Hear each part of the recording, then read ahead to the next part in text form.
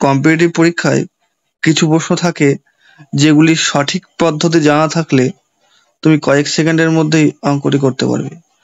যেমন এক্ষেত্রে একটি অঙ্ক দেওয়া রয়েছে, মাতা ও কন্যার বর্তমান বয়সের অনুপাত 7:1।